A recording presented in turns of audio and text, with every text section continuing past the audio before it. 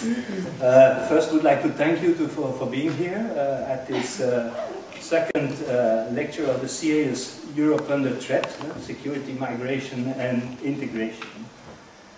Last week, the first session has been chaired by Peter Burgess, who apologizes for today, and I will chair some of the meetings as the director of co-organizing center, the Center for Law, Science, Technology and Society. Today, the focus of the lecture lays on the interaction and articulation and integration of what we can call internal and external security policies in Europe. The title addresses the issue by evoking the emergence of a continuum in which both sorts of concerns and policies tend to evolve to one seamless web of policies wherein different sorts of things converge, such as migration policies, police and crime fighting, border controls, anti-terrorism, but also geopolitics and local security concerns. The continuum apparently combines state powers which are traditionally distinguished, if not separated, with on the one hand internal or national policies of security, and on the other hand the external or international issues on the other. Indeed, the emergence of very powerful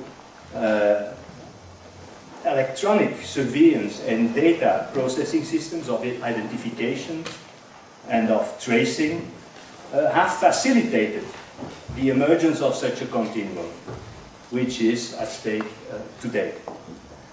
So to deal with these highly complex but crucial issues, today we have the pleasure to receive two highly qualified and committed experts, namely Angela Liberatore and Didier Bigo. I am particularly grateful that they accepted our invitation to participate into this lecture series, and I wish to thank them already for their presence and for their presentations. Angela Liberatore works in the Director General for Research of the European Communities in the unit Governance and Ethics. Indeed, as the name suggests, she is working on issues like governance, citizenship, conflicts and security, and she was involved in the preparation on the Commission's white paper on governance. But Angela is not someone coming from far, on another quarter of Brussels. She also is with us here very often, since she teaches an evening course in the Euromost Master at our university. And this course is on EU institutions and politics on multi-level governance. She holds a PhD in political and social sciences from the one of the most nicest places in the world, the European University Institute in Florence, and she has also a degree in philosophy from the University of Bologna. Her most recent research concerns the relations between security policies, democracy and expertise. She publishes widely on these issues, and I'm not going to list all her publications, but it is impressive. Didier Bigo is a professor of international relations, and he is a professor both at King's College in London and Sciences Po in Paris, which makes him a particular sort of researcher and intellectual, namely someone who has links with both the Anglo-Saxon and the continental spheres of thought, which are different, and it's a kind of it's an important form of cross-fertilization to be able to work in both spheres, as we Belgians often do. But for someone coming from France, it's more exceptional. Very true. Didier is also the director of the Center, le Centre d'études sur les conflits, and the editor of the quarterly journal Culture et Conflits. Didier Bigo works on critical approaches to security in Europe and the relation between internal and external security, as well as on sociology of policing and surveillance. He analyzes the relations and tensions between international relations, politics, and sociology. Finally, Didier Bigo is an expert, and this is an important political, where he can have an important political influence. He's an expert in the Liberties, the Libe Committee of the European Parliament on security questions. Recently, Didier Bigo published Au nom du 11 septembre, les démocraties à l'épreuve de l'antiterrorisme. I think that with those two speakers, we will have the occasion to hear probably very representative experts on the subject. And knowing both of them, I think we will enjoy also some provocative standpoints. And I hope that after their speech, after their lecture, we will have the occasion to open a debate, and I am expecting a lot of questions coming from the audience. Okay, the rules are very easy. Each speaker has 30 or 40 minutes, and that will leave us at least half an hour for discussion and questions. Didier, Bigo, please have the floor, and thanks for Thank you.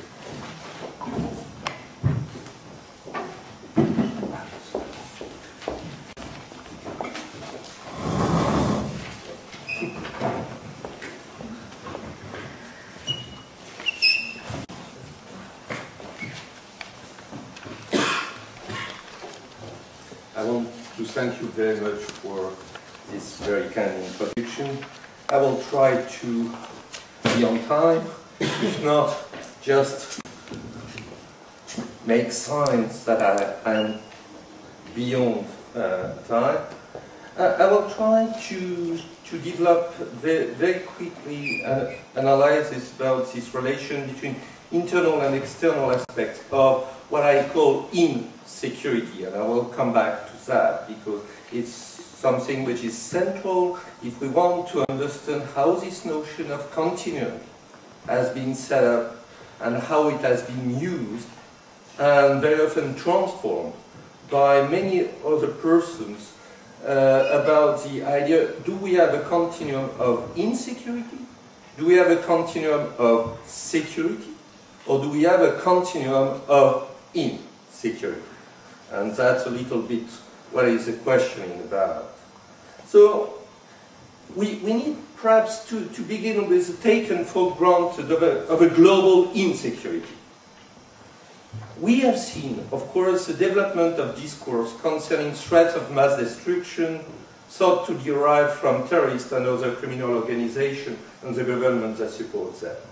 And we have seen a lot of arguments about, is September 11 a new world order, a new world disorder? Is it an important date, an event?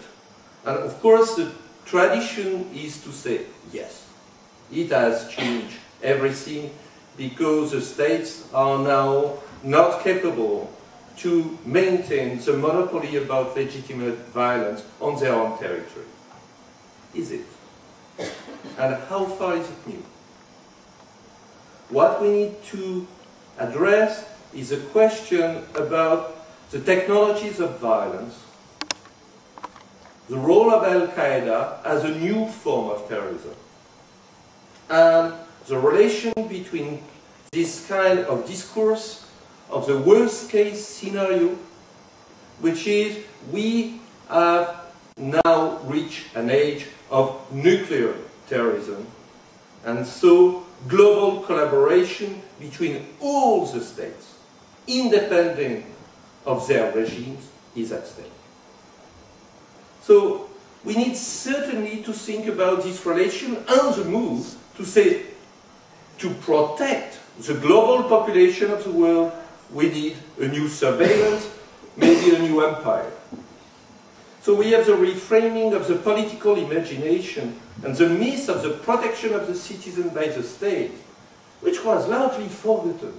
You know, it's a reactivation of the myth of the 60s, beginning of the 70s, which was forgotten completely by many people which were working on transnational organizations and so on, saying, well, it's a myth, we know all that. But it was reenacted as something very powerful, used by professionals of politics to justify a certain kind of policy. So certainly the notion of homeland, for example, has taken a very strong element which has the support of large part of the population. So it has certainly created a sentiment about the identity of the nation, the boundaries between us and them. Where is the enemy? Who is the enemy? And the transformation has been from combat to detection. From the military work, where you know who is the enemy, and you need to have a favorable relation in the rapport de force, or who is the enemy. The problem is detection. It's about prevention. It's about prediction of where he will be located. So, in some way, it's the role of intelligence. It's the role of a detective work of policing more than the role of combat of the military. So, in a formula, we can say that policing has swallowed the war as a boa with a big chicken. We are continuing to do war, but now we do war in a way of policy, of global policy. And that's maybe one of the elements that I want to discuss with you. So we had the reframing of the enemy. Do we have one form of enemy? Not at all. It has always changed. So the big divide between before 2001 and after 2001 make no sense at all. 2005, well, it's a stealth enemy, like you have stealth plane. It's the indetectability of the enemy. That's the enemy within. And it works very well with the Londen bombing. But before that, it was more the infiltrated enemy, the resonant enemy, where you know more or less who is the enemy. He is infiltrated in your territory, but you may do ethnic profiling and succeed to have him. And it was 2001. But maybe it was a non-state enemy, a lack of enemy. And it's still there. And that's the result of course, 1989, 1990. Or maybe we still have external enemies. And we still shift about that. And the relation, of course, with 1979 and the Iranian Revolution. Or maybe we have the subversive enemy. And then we go back to the 1960s or 1956, back to the colonial era. And the slogans about heart and mind have certainly to do with this kind of reframing of the figure of enmity. So no one fixed enemy. And maybe that's the central point. Because we have now speculation on the Western political world about experts on how the relation between defense and internal security should be aligned if the threat is global. So we have different choices. Of course, traditional one, division of labor between sovereign entities, or exchange of data and cooperation between services, or cooperation beyond border, cooperation beyond liberal regimes, or integration, fusion center. All of these solutions are very different. They are not the same, but they are said to be the same by many professionals of politics and also by the professionals, the experts on security. I will just jump some of the elements, but one of the key elements is to think, is security an answer to insecurity? Do we have, and the answer is so obvious, everybody says, of course, yes. Where is the problem? More security, less insecurity. So we have a global security for all, it's perfect. We have no insecurity in the world. Well, think about it a little bit more. Do we have a diminution of insecurity when you have more security apparatus? It's not so sure. So we may have that the more security we have, the more insecurity we create, we manage, and we structure in the imagination the feeling of people. Some questions which were not securitized become securitized because you have a development of discourse about management of threat. When you eat a steak, it was a question of culinary preference. Now it may be a security threat. So you have a transversal notion, a continuum of discourse, which balance from one area to other area. And that's what I call insecurity or insecuritization. So the process of securitization is like an envelope, like a sphere, which is enlarging. And of course, if it's the case, we need to think about the fetishization of security technology and surveillance. Do they solve the problem of insecurity and violence? Or not? So, that's one of the questions. The second element is that we have seen a lot of critics which went on the other side saying, well, it's not an answer to violence, it's an anti-terrorist global regime, a strategy to get rid of democracy, rule of law and welfare. A form of Chomsky to Negri and Agamben discourse, where it's like an empire in the making, you have a global exception, and all these policies of the Bush areas and their lives were the same. In fact, it's a reverse functionalism. From plot theory to actors of securitization as the only producer of insecurity. What I try to do in different words, and especially what we have just done in the challenge network, the FP6, which has just finished, is to refuse the two great narratives. The one about global insecurity and the necessity of a global security, and the move about the global exception and the need to get rid of the exception and just to say that it was the profession of politics and an undemocratic form of transformation of liberal regime. What we have tried to say is that we have illiberal practice in liberal regime, and they continue nevertheless. Why? Because we have not yet discussed in detail the relation between security and freedom.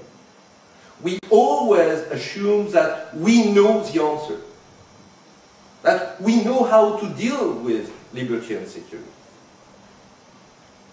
And the first things to do is to stop with this answer and to ask, in the condition of the world today, we don't know how to deal with sovereignty, we don't know how to deal with freedom, and we don't know how to deal with security. So we need to come back to this question and to see the interplay between the field of practice of violence and the field of practice of management of unease. And I will just say 2 words about that, because unease is a way, it's not about terror, it's not about fear, it's about something which is there, which is more mundane, but which is always in everyday life, which is the feeling of unease, which can be mobilized in the name of security in many areas. So it's not about nuclear terrorism and terror. It's even not about creating fear. It's about playing with the uneasiness that we have in our democratic regime and liberal regime. So, how it has been used? Certainly we have seen the development, and that's the point. The point is, it's not an answer to global violence. It's not a move by the professional of politics getting rid of democracy. So where are the reasons? One of the first ones is that we have seen for many, many years practice of policing in networks, and more policing at a distance. Not governing territoriality, but governing populations at a distance. So, we have seen that, especially in Europe, but beyond Europe, in many places in the world, where the activity of policing has become more extensive. Through agreements with other police, and the necessity of collaboration, and beyond crime control. And I think that also very important to see that many activities of policing now are dealing more with the flux of mobile populations, with migration, with tourism, than with only question of crime. But the connection is done between terrorism, organized crime, petty crime, cross-border crime, trafficking, migrant, illegal migrant, legal migrant, and asylum seekers. And you have many possibilities to have some addendums at some time. Let's say the hooligans, the football match supporters, that maybe some of you are, to be added into this continuum. So, what is presented as the solution of all these many threats? It's technology. One technology for all the different threats. And very often you have a kind of fetishization of the relation between biometrics and computerized data and speed. It permits to anticipate, or so it says, the movement of the people, and through that to preempt them to do what they think they want to do, but they have not yet done. It's a pre-crime strategy. It's a proactive strategy. And that's the discourse of police. It's a preemption or prevention in the discourse of the military. It may be a distortion of the notion of precaution by some people who have changed ecology into the threat of climate change. So, health and H1N1 flu, that here you call A, is also one of the elements where you have this kind of transformation of discourse. What is at the heart of that, which explains this continuum? It's that we change our thinking about the future. we are using worst case scenario in many cases as not only one possible future, but the future. So we organize all our thought around one future that we say we know, we already know. We transform the future into perfect future. In English, perfect future is in French, futur antérieur. But it's very interesting because in grammar the perfect future is very rare in English, but the idea that the perfect future is a future perfect is very common. So we have to think about that, because very often we anticipate as if the technology has the capacity to understand the human behavior and to predict in advance what it's doing. And then we can jump on this idea that we know the capacity of human to have and to behave and to be not only criminal but to behave in a way we don't want they behave. So the criteria is more and more not criminality.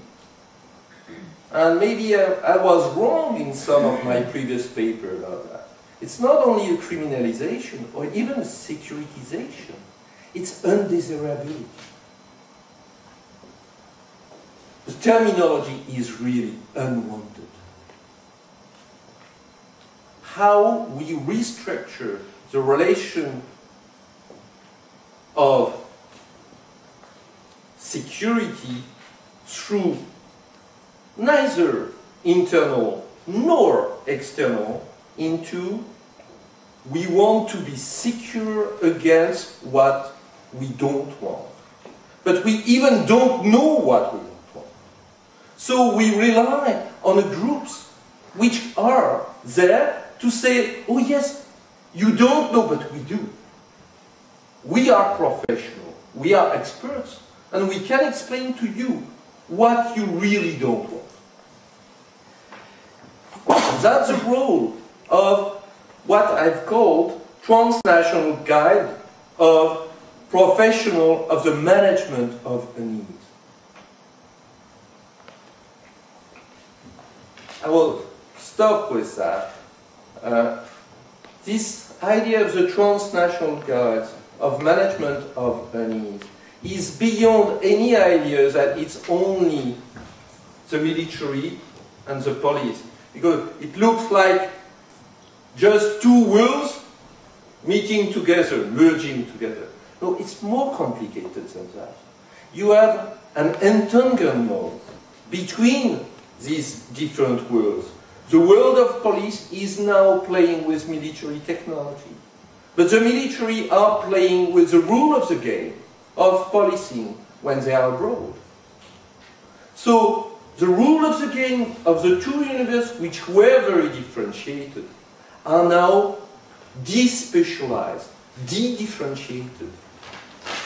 And many intermediary agencies, let's think here about the gendarmerie or the border guards or people which are looking at migrants at the border, would play with this interplay, which create possibility for many agents, so-called experts, to play on the interstice between the different rules of the game. But it's also more complicated than that, because it's not only public bureaucracies. We have developed private-public management, and we have seen how banking system, insurance companies are now introducing risk logic, their own risk logic, into these practices and transform the idea about insecurity. And they transform the idea because they don't use the traditional risk assessment by equalizing the risk, as before. Because it's a worst case scenario. One event is too many. So you cannot equalize. So you have a disruption which is there and which plays a role which is central for the security industry to say we have the capacity to prevent this end. But, and I finish with that, this dream of some security industry to organize the life and to predict the behavior maybe is a nightmare for the future. Because this global security technology is creating more insecurity than ever. So we are developing a world where by creating this discourse about prevention, we develop also a need. And so we ask for the people to be even more demanding about security. So it's like a circle or a spiral which is there. And that we need really to think before to go on even more technology. Because they play with not only space, global, but future. And how do we know our future?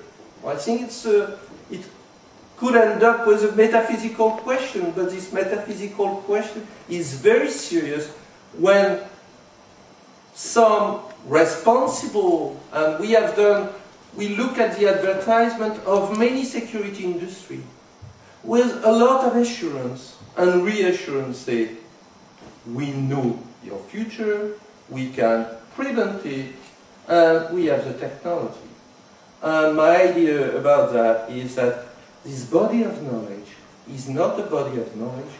It has more to do with sacrificial astrology and the Aztec than with a body of knowledge of certainty. So let's finish with this idea.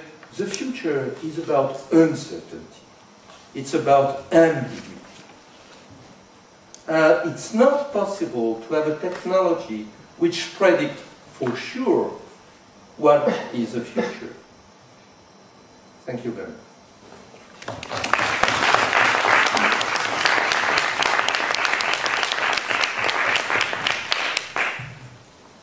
Thank you very much, Professor Bigo. I think we have heard a number of points that will certainly feed discussions. I will remember the sacrificial astrology. I like it very much. But first of all, Angela is going to take the floor. Thank you. Well, actually, I think that the closure of Didier about metaphysical questions having very practical implication is probably, making you understand better how somebody with a first degree in philosophy is now working at the European Commission, managing research projects and trying to figure out what to do with the results of this, at times complex, but surely stimulating knowledge. In fact, we should reveal that there is a connection between Didier and me, which is the fact that he has been coordinating this large project called Challenge on the changing landscape of security and liberty in the research program where I work, and I have been the person, stimulating and monitoring and encouraging the work on behalf of the European Commission, and of course learning a lot on the way, but of course having eventually sometimes different perspectives. Now, what I suggested when Peter and Serge asked me to contribute and complement Didier's interesting and important intellectual frame was that I would complement it by examining it in a very specific context of internal, external, continuum or otherwise, and relation. And what I will do is to suggest some reflection on the aspects of convergence or divergence with regard to the relations or tensions between security and liberties between the European Union and the United States. And to do that, also considering what can we expect in terms of continuity or change with the Obama administration, clearly distancing itself from a lot of the making of the Bush administration in the field of security, but at the same time having certain constraints, since you cannot completely undo certain things that have been done, including in terms of concentration of executive powers. And power is, of course, one of the important issues in discussing the relations between security and liberty. As Didier was mentioning, en passant, because he has been writing on this extensively anyhow, the discourse or the image of the balance between liberty and security is a quite diffused one, actually, interestingly, more in Europe than in the US. I still remember a conversation with a colleague of Homeland Security at the very tough times of Bush administration, and when I discussed with him, well, how do you deal with the civil liberties implication of your policies, he said, well, we are definitely not going to put them in the balance. We know that freedom is first. And I said, well, in a private conversation, I probably can say that it doesn't show that you put liberty first. It doesn't really seem the case. But having said that, within the European Union, this is a discourse which has been very frequently used.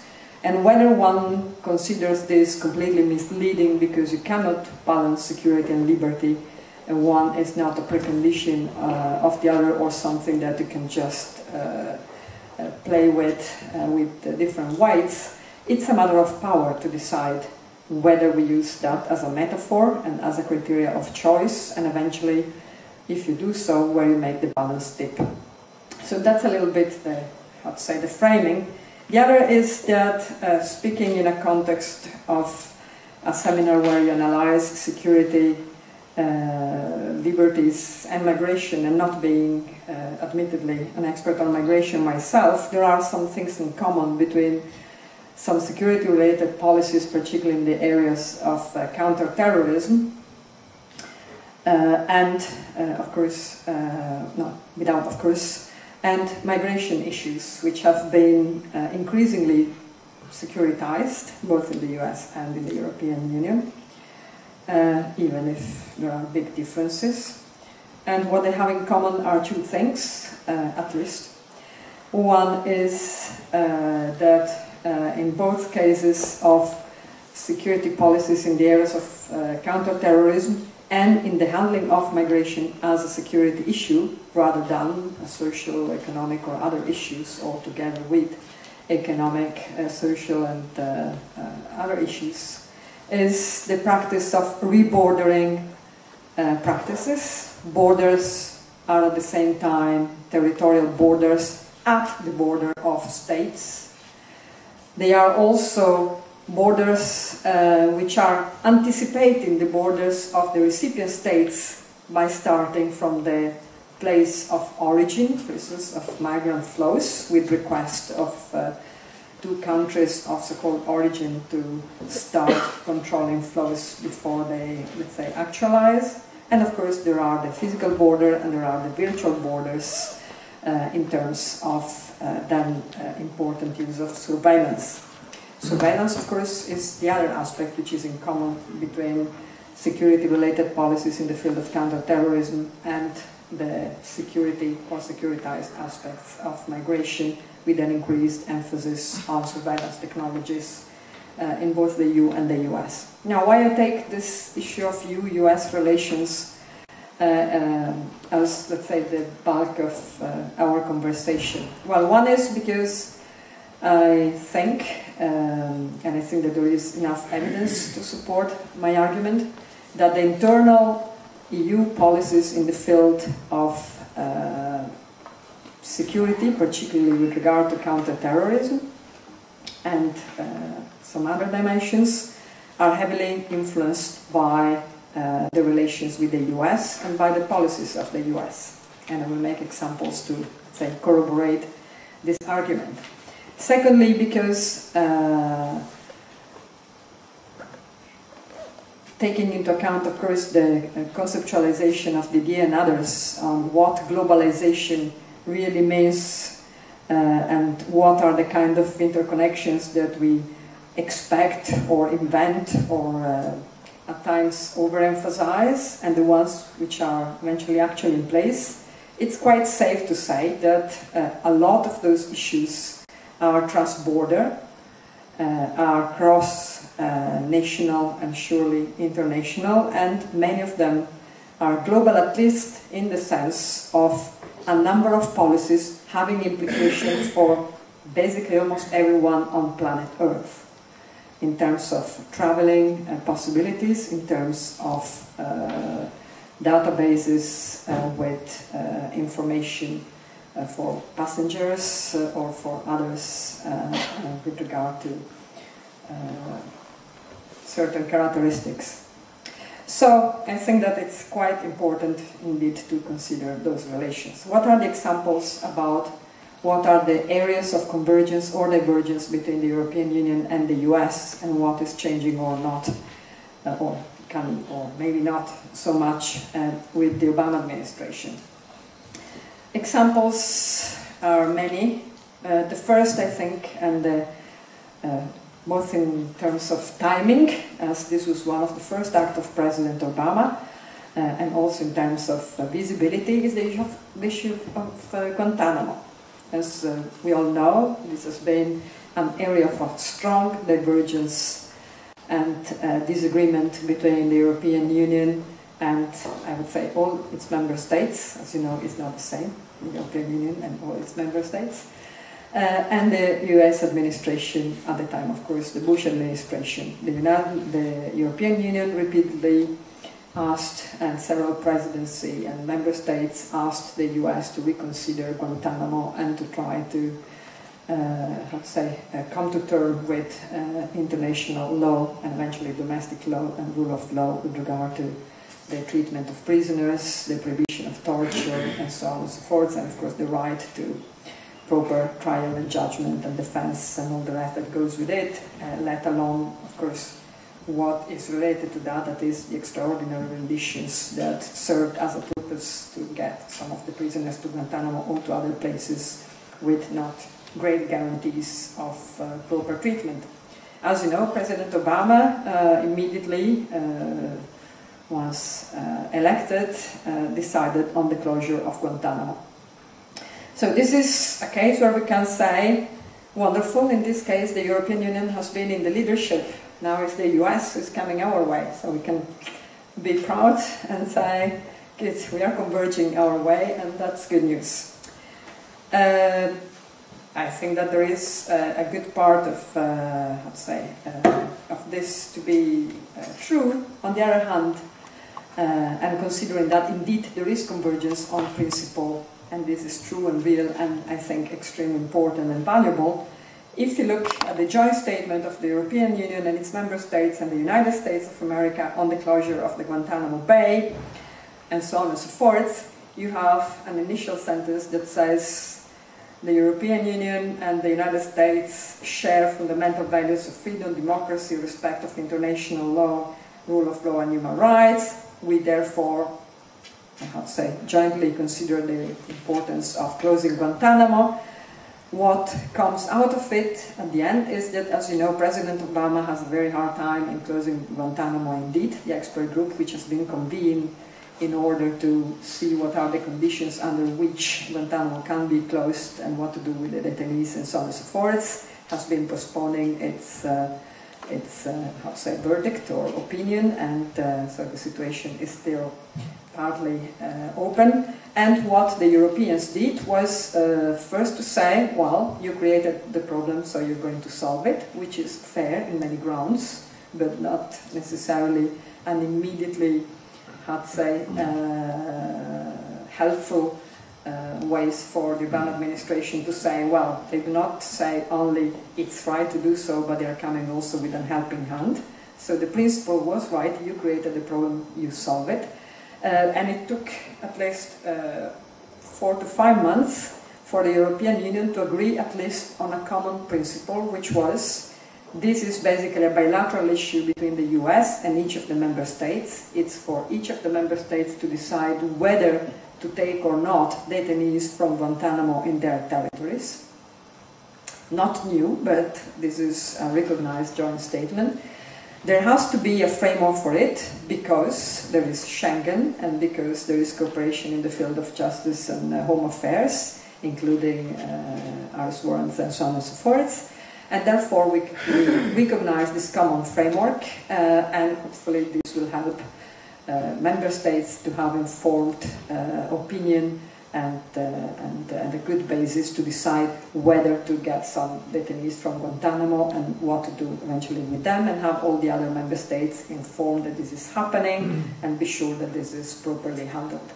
Well, this I think is how to say, is not a judgment of under, how to say, performance from any side, but it's just to say that even when convergence happens on the principle, and this is of course extremely important because this is a total reframing of what is right and what is to be amended as having been completely unright from the legal point of view, from the point of view of working of a healthy democracy and so on and so forth, is anyhow not easy to, how to say, rectify as a matter of practice. So the cooperation between the United States and the European Union in this very sensitive area is ongoing. There is goodwill from all sides, and there are a lot of internal problems for all sides. So convergence is happening where divergence was there.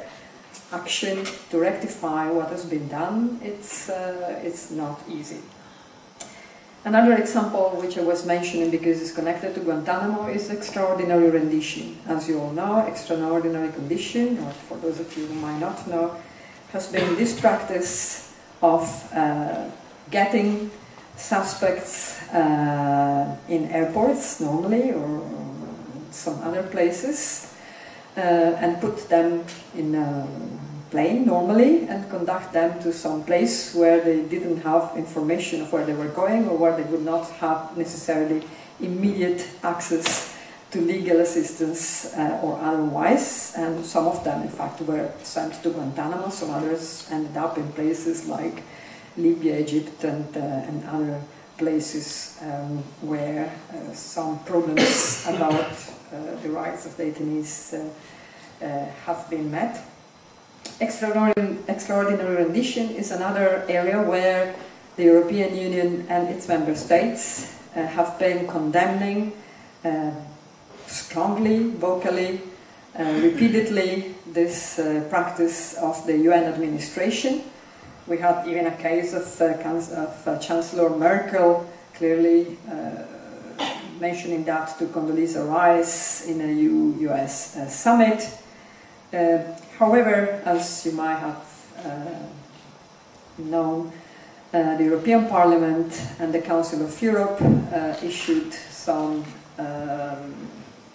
documents based on inquiries they made on the cooperation of some member states with that practice of extraordinary rendition. And the list of states that collaborated one way or another is pretty longish. Some member states did indeed admit that some of those practices have been happening, in some cases with the collaboration of their intelligence services or other parts of, let's say, the government or the administration. With regard to responsibilities of heads of government, it's a bit more tricky to figure out whether this was, how to say, accepted and commanded or whether it was partly diverted. But anyhow, what this all means basically is that the divergence was very strong, and the discourse was very strong about total disagreement on this unlawful practice under international law and domestic law of at least most member states. In terms of the practice, however, there was a bit more convergence than most member states were ready to admit, and this, I think, was anyhow quite a success of European institutions, European Union institution in the sense of the European Parliament, and European-wide, not European Union institution like the Council of Europe, in putting visibly on the radar screen what was happening also in our countries. I think that this is, how to say, the good side of something which was, let's say, less noble. Now, what happens with this? Well, what happens with this is that also thanks to this putting visibly this inconsistency between some discourses and some practices in Europe, this is an area where there is monitoring going on. In the US, President Obama has been, how to say, arguing against this practice. However, members of the CIA already said quite clearly that they think this is a practice that should be continued. Now, who will win in this context is still to be seen, but again, to undo some of the earlier practices will not be very easy. One area of divergence that continues between the EU and the US, which relates to this area of security, but especially with regard to the so-called external area of security in terms of military interventions abroad, is the role of the International Criminal Court. As you know, the European Union member states have been advocating the setting of the International Criminal Court and are signatories to it. The United States is opposed to it, and there is no sign for the time being of this going to be reversed, at least if the signs are not very recent, and I have not noticed them. So please let me know in case you heard of other signs more encouraging with regard to the International Criminal Court.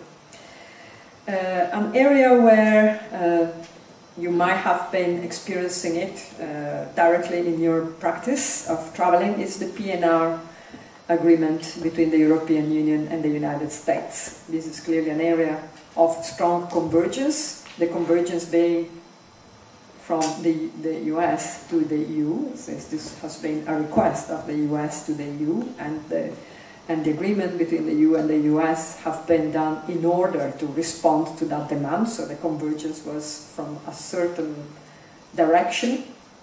Well, as you know, this has been an area of strong convergence through this agreement, and of a lot of controversy within the European Union.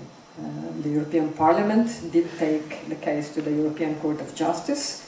The European Court of Justice, after some years of works, did indeed cancel the agreement, not on the basis of a substance, as some members of the Parliament asked about this being unproportional to the security purposes of the agreement itself and its implications, of course, for data protection, privacy, and so on and so forth, but on the legal basis that was used for it. So it was said that the legal basis was not the correct one. This should be revised, and in fact, the PNR agreement has been revised, and this is part of our common practice when we travel to the US, and also when we do not travel to the US, as you know.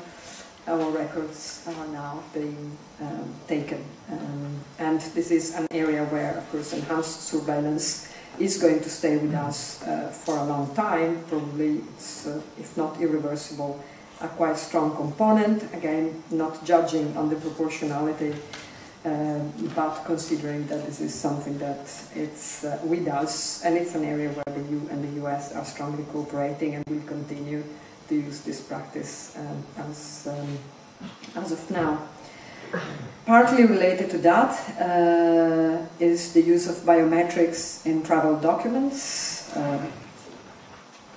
You all know what biometrics is, right? So it's the metrics of bias, that is the metrics of life, the measurement of certain physical characteristics in forms of fingerprints or eye scan and other characteristics. DNA is increasingly being used, with DNA data banks also being prepared.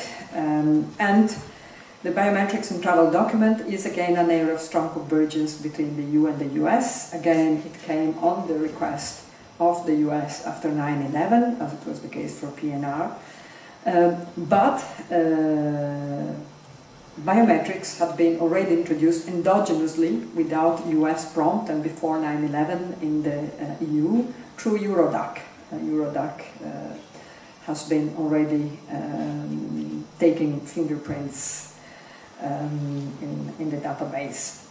So this is another area of convergence which is going to continue, and in fact it's an area of partial controversy within the US instead, because in the US the compulsory biometrics in passports is not something which is getting down very easily, and so far as I know, very little biometrics in US passports is to be found. There were a declaration 1 year ago from Homeland Security about starting this from, in fact, Homeland Security personnel and other agency personnel, and then to expand it to the citizenry, but it's not clear whether this is going to happen. And anyhow, this is definitely happening through a directive applicable to all European Union citizens. If you still do not have a biometric passport, it's simply because in your country it has been decided that this will be issued once your current passport expires. This is the case for me, for instance, from Italy.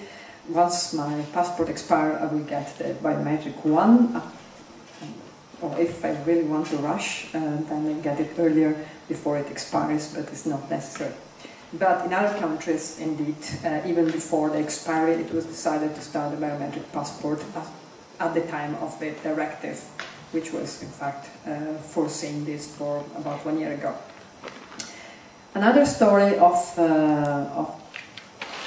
some degree of convergence and some degree of controversy within has been the issue of data retention.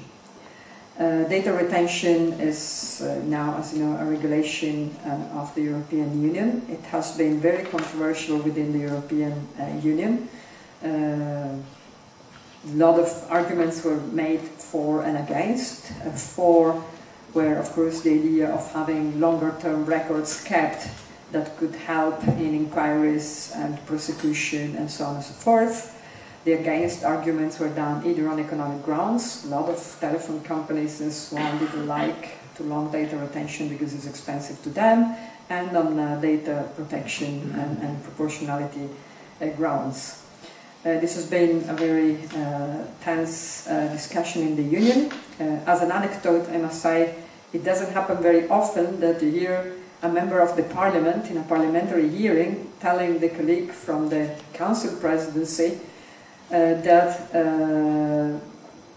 what did he say? Yes, that negotiating with a pistol on your temple is not normally the kind of interinstitutional negotiation you expect between the parliament and the council. I tell you, this is a quite shocking way of putting the controversy that might arise on certain issues. And this, I think, is on the record somewhere at the European Parliament. Having said that, this has been a quite explicit and important issue that was prompted by the London attacks on top of what was already, of course, going in terms of this debate after 9/11 and so on. And in the US, on the other hand, you surely heard of tapping and data retention, which has been pursued by CIA and was not, how to say, at least discussed in public, as it was the case for the EU regulation and in this field.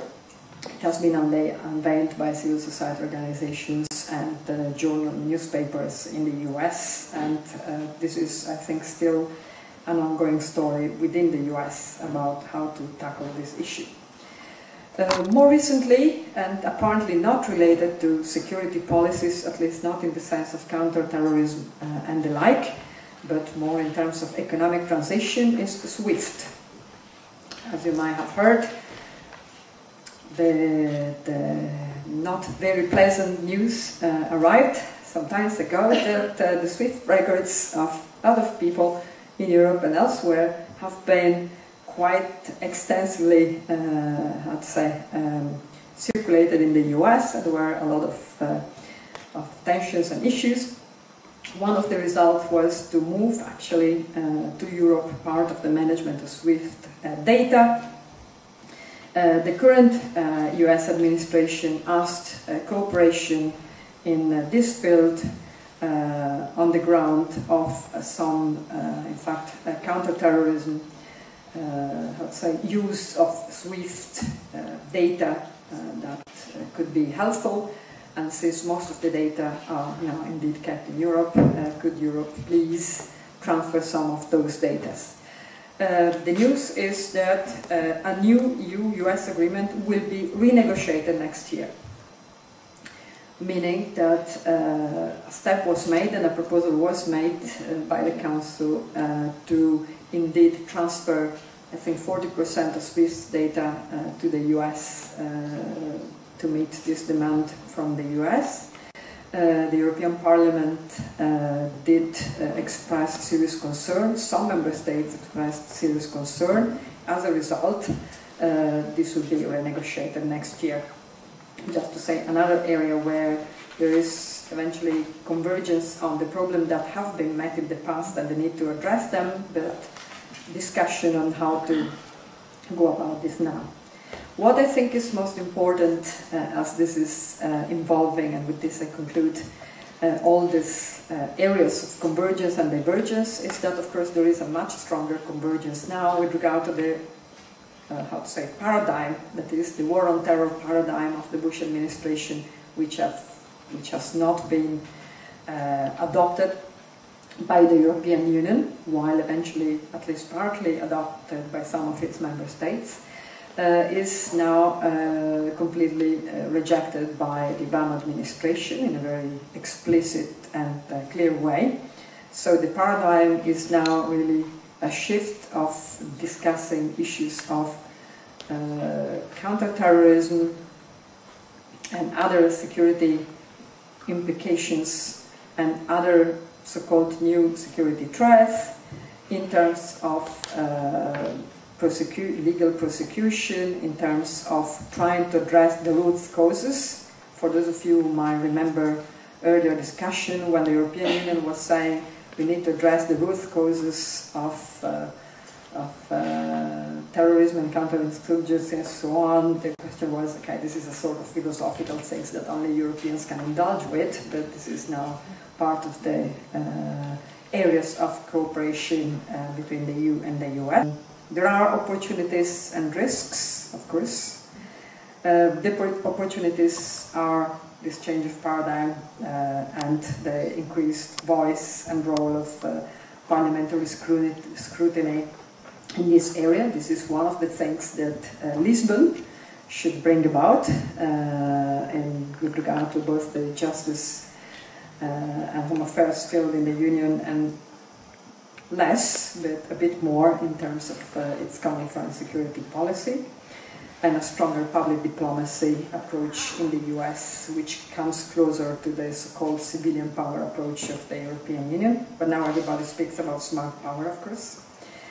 There are risks. The risks are connected to the fact that, as I repeatedly said, it's very difficult to undo certain things, that there are some organizational logics of self-reproduction. Therefore, for instance, Homeland Security will tend to reproduce certain Homeland Security discourses and practice because of certain socialization of the security professionals, or at least some of them, and so on and so forth. And the same, of course, happens with regard to the concentration of certain powers in the executives. We have crises all the time. Some of the crises are a bit more critical and visible than others. Didier was saying that sometimes there has been an overdoing of the issues of the risks of manipulation of fears. I hope he's right. With certain crises, which can be other events with bombing or attacks, and also with certain populist trends which are coming about also in relation to the uneasiness that comes, for instance, from loss of jobs and opportunities due to the economic crisis. While I think that this manipulation of uneasiness, if not manipulation and creation of fears, again, can be one of the challenges that we should really consider both in the European Union and the US. But I don't want to finish on such a gloomy note. As I said, there is an opportunity, a window of opportunity about a change of paradigm, but that at least in the near future, and here this is of course a very normative and personal statement from Angela Liberatore, even if I don't think I'm particularly against any commission speaking in this area, we have a window of opportunity with the Obama administration and hopefully with the new commission and the Lisbon Treaty in place for an enhanced rule of law and democracy, human rights paradigm to undo some of the illiberal practices that have been bothering some of us intellectually and in policy terms, and set some new frameworks for cooperation within the Union, between the European Union and the US, and hopefully internationally. Thank you.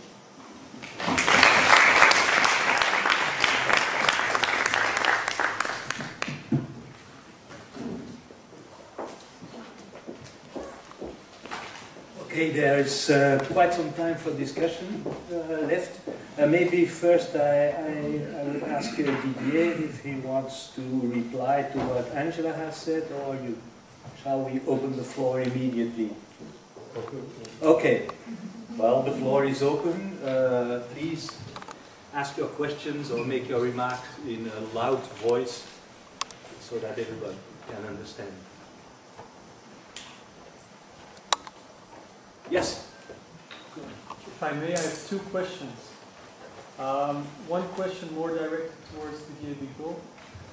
To what extent are security practices a deliberate process? And could you explain in terms of the role of security professionals, because that seems to be quite obvious, but also in terms of the role of the public and the reaction of the public to it? That's one question. A second question. A lot of scholarly debate on security practices tends to be portraying them, of course, and this is probably also the reaction of a lot of the public here, as a bad thing. Could you imagine security practices that would, for example, be a good thing? And I refer to one area, and I've asked this question before, but I didn't get a proper answer.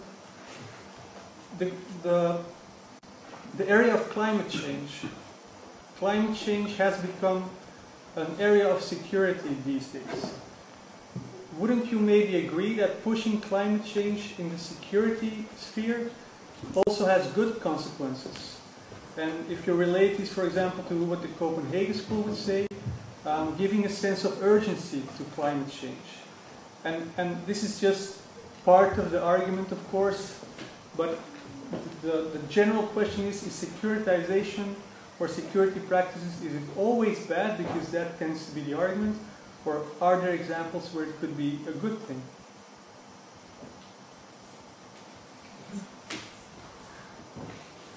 Yep. I think this is already a good question to start with. Yeah.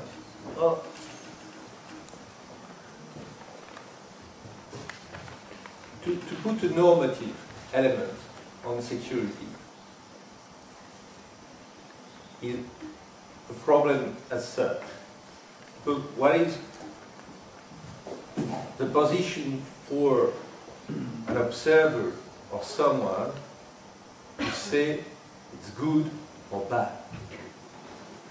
When you do that, you do a political act. You create that when you securitize someone, you insecuritize, by definition, another person. You sacrifice. So, and it's structural. So, if you think that you may have a security practice which doesn't create insecurity for others, it's a problem. So I will refuse this argument about good and bad. I will refuse even more the argument that it's a sin, that it's a commodity. It's not the case. And I think that Weber will be exactly on the same line. So, could we have consequences which are not exactly the one which were structured at the beginning? Could we have, by a securitization move, a better protection of the climate change? That's more or less how I reformulate your question. The answer is that if the securitization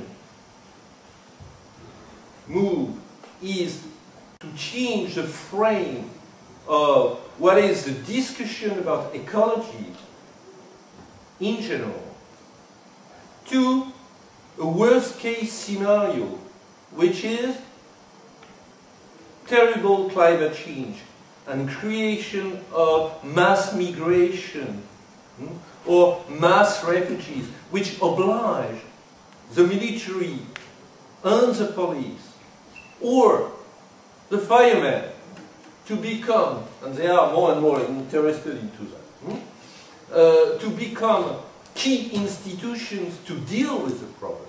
The answer is certainly no.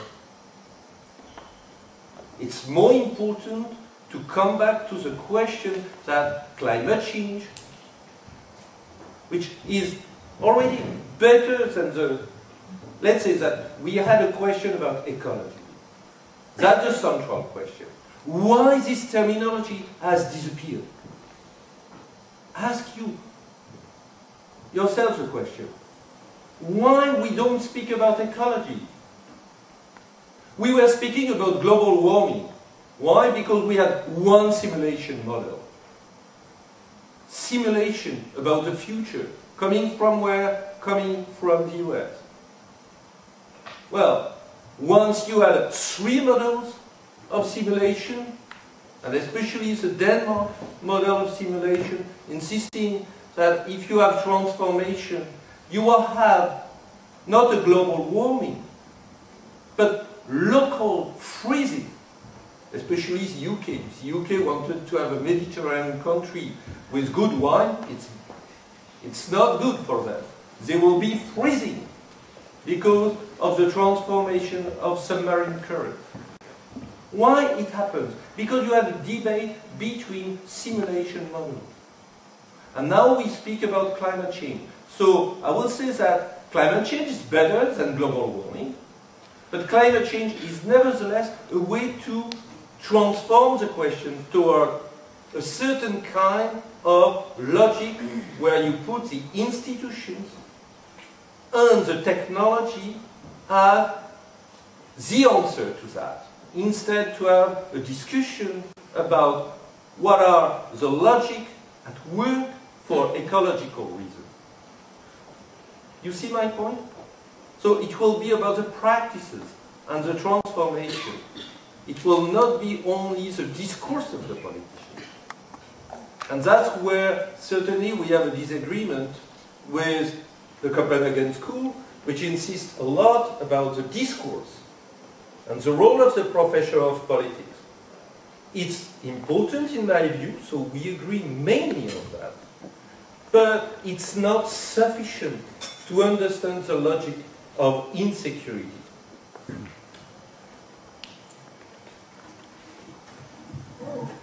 Thank you for that question, because I have been myself struggling with this issue of climate change and security. And we were discussing this very issue, for instance, in relation to the European security strategy. Should the European security strategy include climate change as a security issue or not? So that's a very practical issue. Yes or no? Should it be there? If it is there, how? And what you say is indeed a little bit of a dilemma, Meaning, on the one hand, one can say, well, there is not enough attention and resources on the need to fight climate change, and particularly in the US, there was no, how to say, much hearing apart from on climate change, as we all know. It was only in Bali that the US started mentioning the possibility of coming down with a more constructive approach, which of course would never include any binding commitment nor internal action. The Obama administration changed into having quite important internal action, but not being in the condition most likely to come with a binding commitment to Copenhagen. But having said that, the question was, well, maybe this sense of urgency could help, not so much in the European Union, where most of the people are already quite convinced that there is a need to deal with climate change, even if, as you know, there have been long discussions in the Council about how to go about reduction emission in the face of the economic crisis, with some countries, both some new and some old, being quite reluctant to continue the commitment. But anyhow, we do have a commitment and we do have policies in place. But the point was, well, maybe this sense of urgency, for instance, would make the US come to the table a bit more strongly. And as you know, in the US there have been quite a number of documents issued by the military about climate change as a national security issue. That's already a specific framing. Security, one can take it in terms of human security generally, or you can take it as a national security. Now, the point is, how much sense of urgency can this create, and is this the right sense of urgency? That's question number one. The second, and most importantly, and I think this is what Didier was mentioning, and I just stress it from a, let's say, more practical point of view, is, well, if we say this is a security issue, or even a national security issue, who is going to fix the problem and how? And there has been indeed already a shift from, let's say, the leadership or chef de file on climate change used to be environment protection ministries, agencies, constituencies. It's, of course, increasingly environment plus economic and energy issues. And now there is this very strong constituency dealing with climate change as a security issue. The NATO is discussing this as well, with all good intentions, surely, of increasing the urgency and so on. The point is, if this becomes a security issue with, for instance, military implication, what are military organizations and personnel supposed to do? They can either do what they always, not always, but very often and very usefully do without a necessity of considering this a security issue, that is relief of civilian population. There is a flood, there is a hurricane, there is anything of this, and very often the army, at least parts of it, go to help civilian population. So you don't need necessarily to say this is a security issue, this is just a flood or a hurricane or whatever, and when necessary, because there are certain crises, you employ all the necessary personnel and means under civilian, however, control and mandate. So to close this, I think it's an important issue. I think it's a dilemma. The conclusion I personally arrived when I was asked, what do you think? Should we? Not because ministers always listen to my opinion, I didn't think about that. It was just a working group where we were discussing those issues in the Commission and with the colleagues in the Institute of Security Studies. And then I came down with, well, it can be mentioned as a human security issue, but if we do not specify that this remains primarily an environmental issue to be dealt with certain environmental, economic and other instruments, then we risk to advocate the urgency in a way that then it's calling for fixing the right problem with the wrong means, and that's the risk we need to avoid. Having said that, the discussion is still very much ongoing, and there will be a conference just next week on climate change as a security issue with civilian and military personnel, and other activities, as I mentioned, are going on in NATO and other quarters. So this is definitely a relevant issue, and how this will develop is watch the space. Okay, yeah, that was definitely an answer, I think. Yes, good, thanks. Having worked myself, let's say, 20 years in the Justice Home Affairs in the Council, and now just retired a couple of months ago. I was very interested, especially in the readings of Professor Bigo, and I once discovered the extensive report of a meeting I had in Copenhagen that I admired is precise and excellent sources. But just apart from that, how do you assess what we have been doing in the European Union, let's say the last 20 years with the TAPER program, the Hague program? What is now the new need to tackle in, as regards the Stockholm program? Am I right when I say that we have been doing a lot on police cooperation, judicial, and it is going back now again to exile migration, and we started in the beginning in 1988, and that is now more concerned, was also the whole speech, on human rights and not going too far. And in this respect, there's also question to the Commission. You have a large program, R&D, on science, technology, development. Are you taking care of all your human rights concerns all the time in these programs? Because there may be a tendency left and right hand. Okay, thank you. You want to answer immediately or have some different questions? Yeah, we may have. Okay, but I will answer. I'm working in the field of arms trade, and sometimes I have the feeling that we go to the opposite direction, meaning that arms trade used to be a security issue in se, and now also with technological developments, and very much from an economical perspective within the EU, it is more treated like a normal good, a normal trade good, and less than a security problem. And I was wondering whether you don't feel like some areas are being desecuritized, and whether this is not a problem. For example, for arms trade. Okay, maybe one more question there in the back. My question is related to migration, and especially to the case of France and the UK. And the case of Calais, for instance, that has been recently on the media because of the destruction of the jungle. And in this case, from my point of view, from my experience, I saw that in France and in Europe, securitization has been used to provoke the migration of many migrants to the UK for a less identification control, but at the same time, provoke the destruction and justify the destruction of the jungle, of the place where the migrants were settled.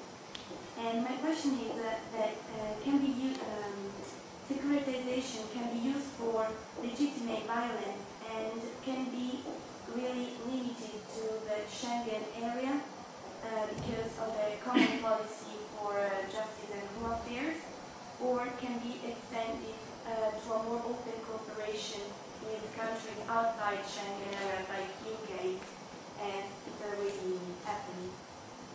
Okay, thank you very much. Looking in your direction, who is taking the initiative?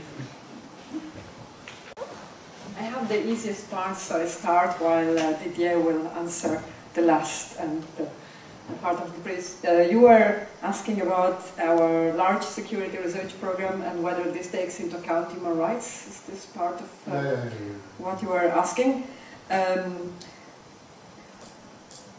Well, yes, I think that, well, if you take a little, for those of you who are not completely aware of the issue, in the framework research program of the European Commission, a quite large research program specifically devoted to security was introduced a few years ago with the 7th framework program. It was starting as a preparatory action in the 6th framework program. And this was a direct, if you like, outcome of 9/11. And the discussion was Homeland Security, again, has a large program of research on top of all the other activities, and the European Union should also have, let's say, a comparable program of research in this area. While the program where I work in social sciences had started research on issues of security, conflicts, human rights protection as part of our much smaller program. So we are cooperating with the colleagues of the security program in this area. What is happening is that very often the European Parliament and other colleagues in the Commission are reminding the researchers and the Commission services handling the security program that there are ethical dimensions of security research. And under ethical dimension, which can be taken as a normative perspective or just, how to say, analytical, philosophical perspective, or a depoliticization perspective, as some people say. Anyhow, under ethical consideration, there are a set of issues which are explicitly addressed, which are data protection and issues of informed consent, and some inquiries about the social impacts of the technologies which are produced. So that's one issue which is discussed. In fact, I think that Peter, who is not here tonight, because he's at a very large conference in Stockholm of the security research program, and he's one of the experts who have been invited there to discuss about this ethical implication of security technologies and research on various items. So the answer is there is an awareness that there are issues.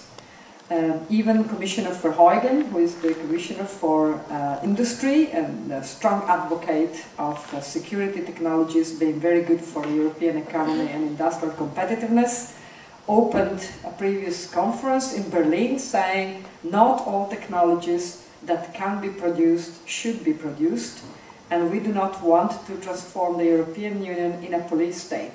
That was Commissioner Verheugen, Commissioner of Industry, in charge of the security research program. All the rest of the talk was about how good this is for industrial competitiveness. But, yeah, I think that one has to note some issues. And, well, part of my job is also to collaborate with colleagues in a way that this kind of issues are taken into account, because in our unit one of the things we do is the ethical review for all proposals and for all research programs in the framework research program. So we discuss with the colleagues in the security research program, as it is for the case of nanotechnology, biotechnology, or all the rest. As you know, there are a lot of security implications that are not explicit but still there, with regard to ethical review of the proposals which are received and eventually the projects which are then implemented. But yes, it's not the mainstream, but it's there. Now the hardest question before the debate. Well,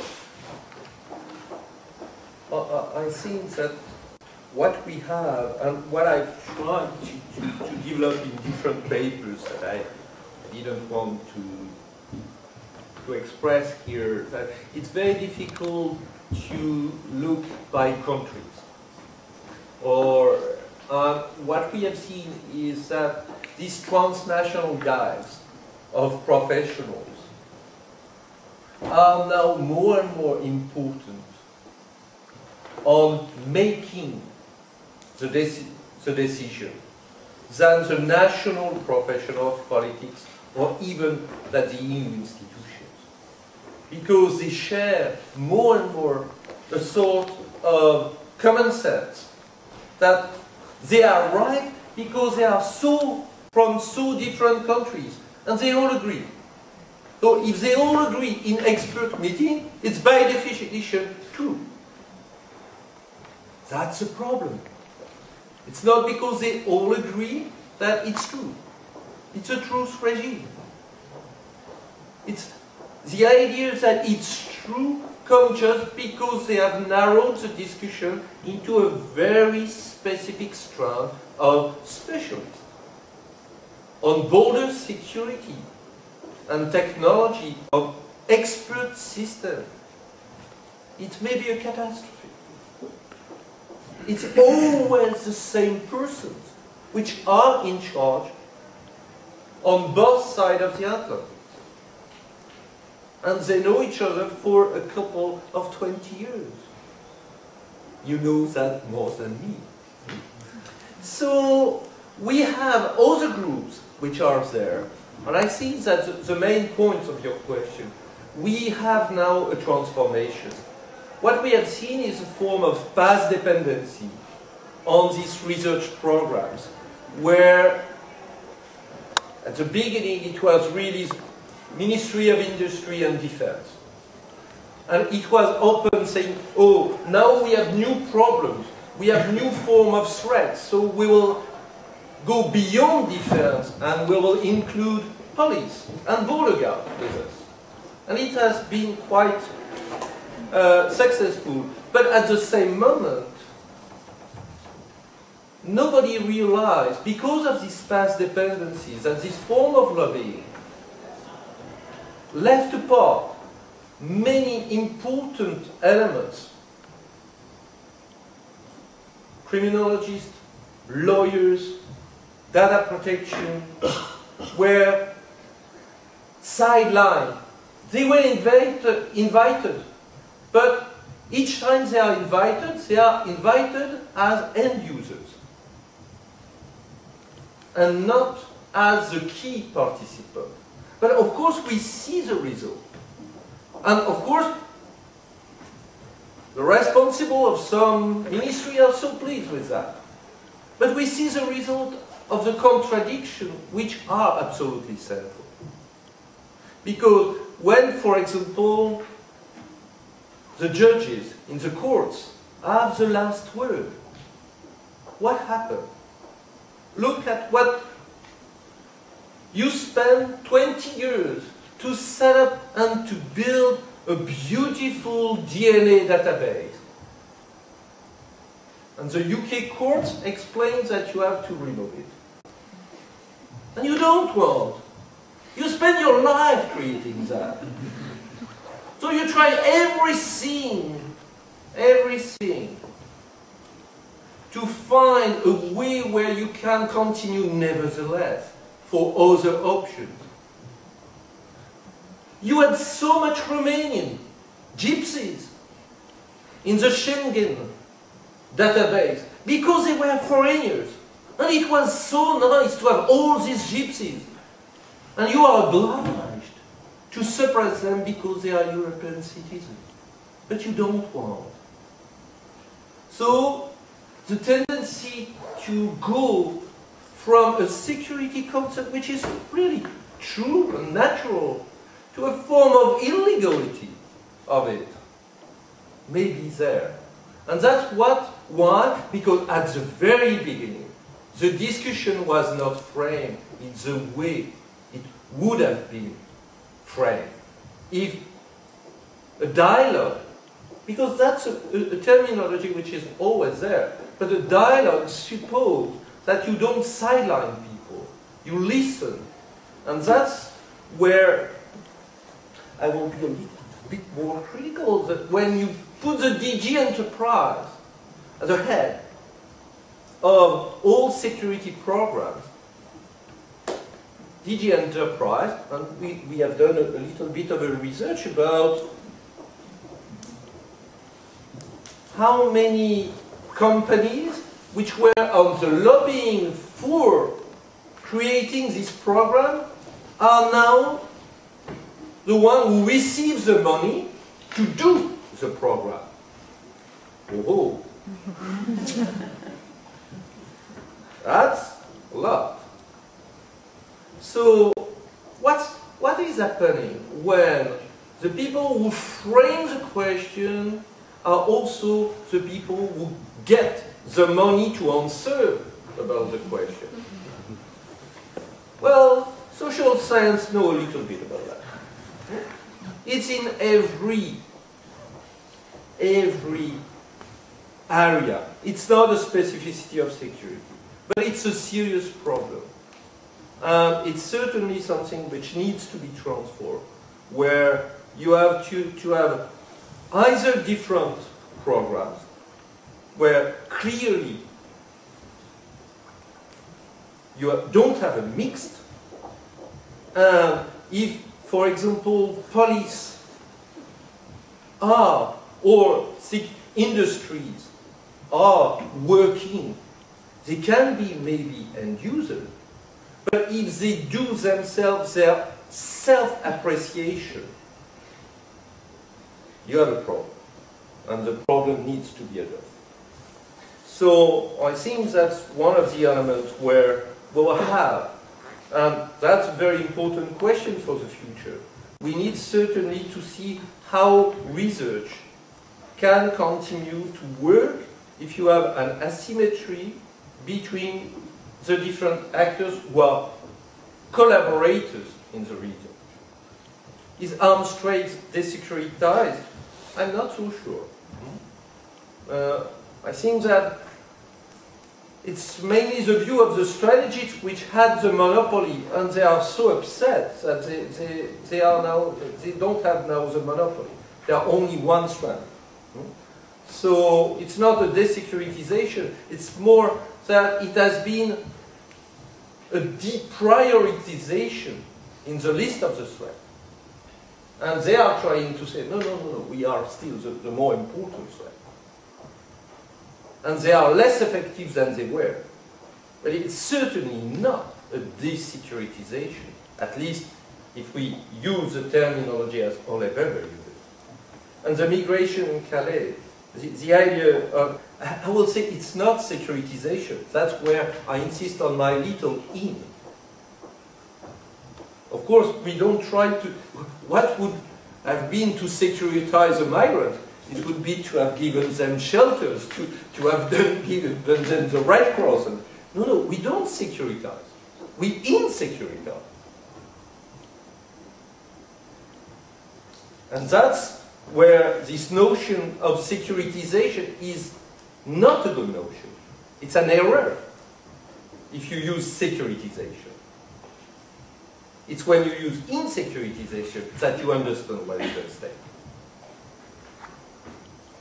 And so, of course, one of the elements of this insecuritization has been to justify, after this insecuritization, and sometimes in Calais especially, but it was quite obvious from the very beginning, a criminalization of the people which are not only migrants. It's fascinating that everybody is speaking of migrants and not asylum seekers. I've listened to the point and many declarations, except maybe Jacques Lang, was the only one who has spoken clearly about refugee and asylum seekers. But all the other statements were about migrants and about the question of trafficking. But the first question, if we know that the large majority of these people are coming from where? Afghanistan and Pakistan. Maybe we have here one of the side effects of some foreign policies that we have done. So we cannot just say, oh, they are migrants. It has nothing to do with the policy we have taken. Of course it has. And we need, once again, to address the situation by enlarging and opening the question, and to say, if we are doing that, we will have to anticipate that we will have this effect. We cannot be blind at the beginning when we use a strategy about the effect that it will have, and to say, we are playing the world, but we don't want the world to come. Thank you. More questions? Yes. I would have one question. concerning the concept of security in international, well, in conflict relations, because Mr. Bigo said something about equalizing the risk would be the worst case scenario. Now, in international conflict, I don't know whether I would agree on this, because when you equalize the risk, don't you do actually the contrary and create a power balance, where at the end you create some sort of security? Just take the example of Iran, for instance. People were so much against Iran obtaining the nuclear weapon. Why? Because the international community is at the moment, well, has at the moment the level of superiority, because Iran doesn't have the nuclear weapon. If it would get the nuclear weapon, we would be, well, probably at the same level. We would have a power balance here, and probably more security than having it at the moment. And I know there are quite some scholars that actually go in the same direction, like Walls, and he says pretty much the same thing. Don't we actually create, is it not so much about security, but more about creating a power balance rather than creating a power imbalance? First, I apologize, maybe my English was not correct, but I've never said that equalizing risk was my solution. I say it's a solution of the insurance companies. And I assure you, I'm not part of the insurance company. So, it's not the case. It was just to say that you had a shift on the reasoning from this kind of reasoning to the worst case scenario. And if we come back to the question of Iraq, well, we are doing the war in Afghanistan. We are doing the war as an alternative in Pakistan. Pakistan has nuclear weapons.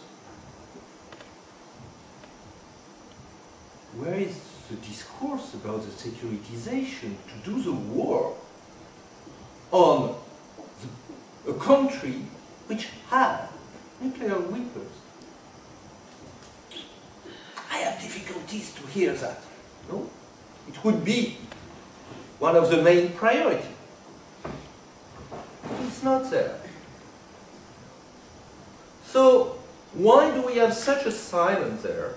And why do we have a very strong noise about Iran? And why do we have another silence about Israel? So it's not about the capacity. It's about intention. And that's very classic. I'm not there in a constructivist side. I'm just very traditionally using Jervis perception, misperception, that we can really agree about that. What I will say, and that John Hertz has been the first to develop about the security dilemma by saying it has nothing to do with a structural element and a capacity against walls before walls existed, and more intelligently than walls. And he has said it's about intentionality, not your intention, because you know more or less what is your intention, but you don't know the intention of the other. So it's coming back to Clausewitz and Hertz. It's a strategic interaction between intention which is there. And if Iran poses a problem, and I will say it poses a problem, it's because it's very difficult to anticipate or to analyze in the strategic interaction of intentions. What are the intentions? But that's where you have this kind of discourse. The problem is if you transform that immediately in a worst case scenario. And you say, we know what they are doing. They are doing the worst. So we are legitimate to preempt that. And that's a move which is very dangerous. Sorry. No, thank you, thank you. One more question, maybe. I will still have some. One, two. Okay. Yes, thank you. I have a more concrete policy question to either of you who wishes to respond, being experts on police cooperation and perhaps criminal law as well. Which would be the concrete legal instruments that it would be useful to adopt at a European level in order to bring the balance of civil liberties versus police cooperation and the collection of data in databases better into focus in Europe? I know that before the Council has had great difficulties in adopting instruments on procedural rights for individuals and other such instruments. Now they're starting off slowly again on this course, but in a broader general framework, in the framework of criminal law or police cooperation, what are the legal instruments which could protect individuals usefully at a European level? The other question maybe before. Well, my question is related, but the other side of the same coin. I was very struck by Didier's description of the lack of fear of specifics and the pervasive unease and the need for a way to manage that. And I was also struck by Gilles Caco's frequent mentions of Eurobarometer results, where the population in Europe is canvassed as to what it thinks the EU should do something about, and terrorism comes top of it regularly, and it's still at the top of the list of things to do. I wonder what Professor Bigo would suggest that one does about managing unease, because in some way, by continually asking populations what they're scared of, you stimulate the unease. And perhaps distraction might be the best solution, but what would you recommend as a solution to the unease? Okay. Questions are becoming more difficult.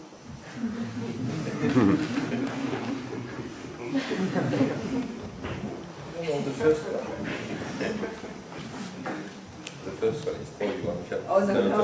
Let's first have a debate about who is going to answer the question.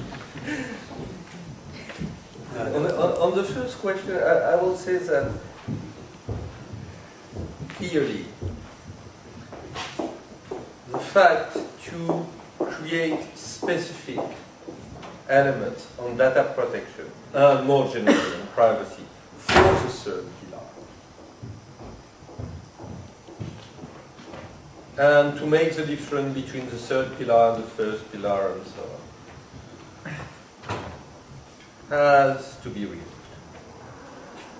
And we need to apply at all levels the level of guarantee of the first, what was the first pillar. So, to do that, we need to transfer many codes, military code, penal procedure code, which exist in all the member states. Because everywhere, the capacity of secrecy, and to say, I know something that you don't know, and plus, I have not the right to say to you what I know. So believe me. Which is the move, and the clear move of many security agencies. And it's a central move. It's a very serious question. I have no solution. But I say we need to address this question and to see how far we can go on accountability and transparency in relation to that. And of course, for the moment, everybody tried to put that under the table and continue as if it was a juridical problem between the first pillar and the second pillar and the third pillar. No. It's a more profound question, which is, what is the part of secrecy liberal democracy accept to have? Do we continue to want to have secret services? Difficult to say, no, we don't want them at all. So, how part of the blind eye, you have Peter Gill explained that secret services are the blind eye of the liberal. It's a beautiful way to frame it. We don't want to see that our visibility about freedom and democracy is always linked with the invisibilization of our practices of violence. We need to be aware of that, to discuss, and to do that more openly. And maybe we'll have a more important debate, and we may succeed. Because in some way, and I finish with that, the judges of the European Court of Justice and the European Court of Human Rights are giving a lot of elements. And they are making a kind of jurisprudence through different cases. Northern Ireland, Chechnya, and other arbitrary cases, but in some way which are giving some of the lines. Maybe to organize a real discussion about that, and some guidelines which the government would accept to follow, and not to sideline, to try to, every time you have a decision, the answer is how to avoid the full effect of this decision, to limit the decision to this narrow part. Which is very often when you discuss with the civil servants, the way they frame, you have a decision of the European Court of Human Rights, how is it possible to limit its effect? And not to accept its effect. That's certainly one of the elements. So I'm sorry I've not just a strong recommendation, but at least maybe with we'll see after the referendum in Ireland if it's a question of actuality or not. And on the Kerkhoff and Eurobarometer, yes, we had already this discussion with Gilles de Kerkhoff here in, well, it's very interesting because in Eurobarometer you ask the people about a list of questions. We have done some research, especially in the group of Pierre Bourdieu, about the suffering of people, the misery of the world, how they suffer, how they feel uneasy. And if you ask them about suffering, is terrorism going the first threat? Oh, no. No, it's illness. It's about health. It's about lack of home, to be homeless. So the list of priorities is completely transformed.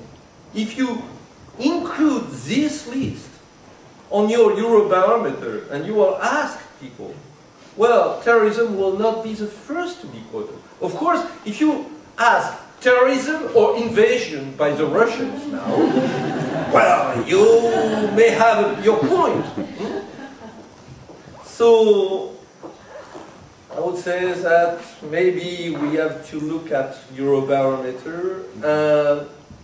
Yes, certainly, if we think about this element, it's always the knowledge of insecurity and how people suffer. If it's largely distributed, may contribute to this feeling of unease. Safety protection, wash your hands and you will not have the flu. Create a really serious question now if you don't wash your hands. So, is the people with dirty hands dangerous? Well, maybe no. So, we see that unease is even with your hand. I'm looking at mine. Okay, thank you very much. Angela, do you want to add something?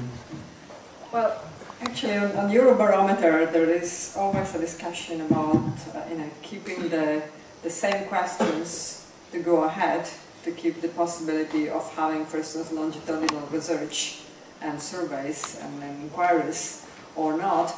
And I don't know exactly what, even if, of course, I heard Didier probably mentioning that several times, but there are different types of questions. There is the list of questions that says what worries you most, and normally what comes highest in the list is employment and unemployment. And then there are other issues, and environmental pollution and terrorism and so on, and depending on the years there are variations. But the question on what do you want the union to work about, and then it depends on the areas. I guess in that area, this is one of the areas where it is, where the answer has been in some years now. I frankly didn't check the last one, that it was an area of promising, let's say, cooperation across the board at the European Union level. So the two things are actually quite distinct. What people worry about is not necessarily the area where they think the union can contribute more, or where they should increase collaboration. Maybe they are doing already enough, and they should not necessarily increase. But anyhow, this is the ways of looking at Eurobarometers is quite complex, and even if I of course likes Didier exaggerations, I don't think that Eurobarometer will ever include a question between do you prefer terrorists or invasions by Russians?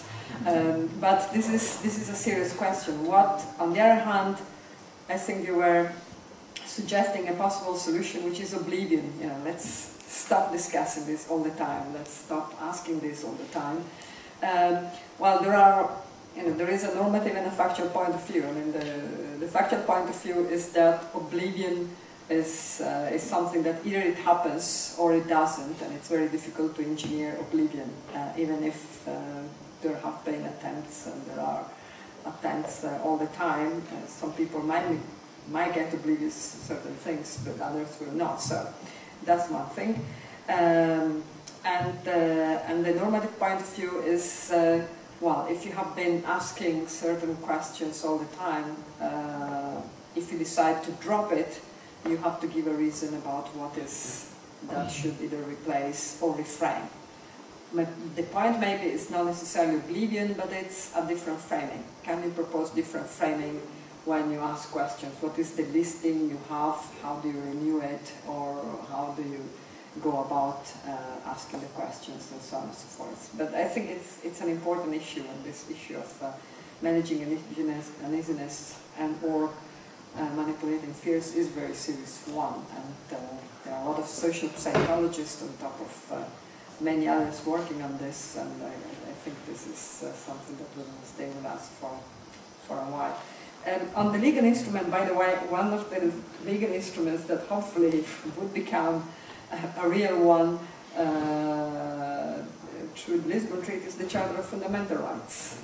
This is for the time being not, I mean, it's a legal instrument in the sense that the European Court of Justice uses it as a reference, but it's not a legal instrument, meaning being European binding law. As you know, there are 2 states who ask exception even if Lisbon is ratified.